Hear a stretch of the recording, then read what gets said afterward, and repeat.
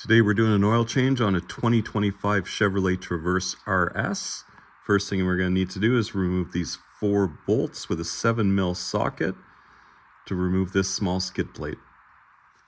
With the skid plate now removed, you can see the oil drain plug and the oil filter right beside it. The drain plug's going to need a 15mm socket to remove. Just loosened off the drain plug.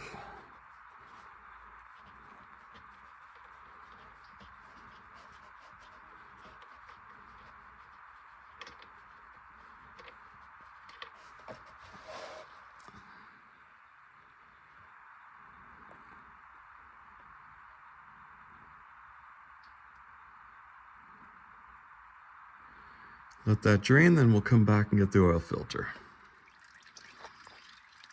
The oil's still draining. Now we'll come up and get the oil filter.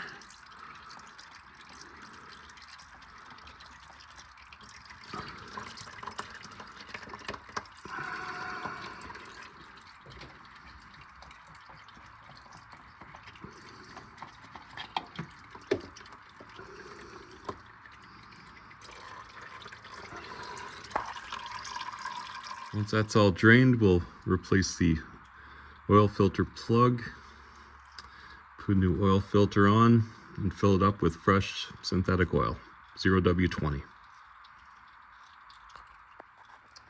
As you can see, we've got everything back in. We'll get the skid plate back on, then we'll go up top and fill it with fresh oil.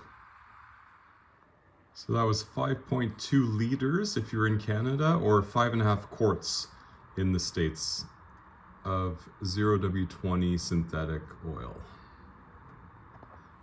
And we're all buttoned up underneath. That was one of the quickest oil changes I think I've done on a vehicle. That was super easy.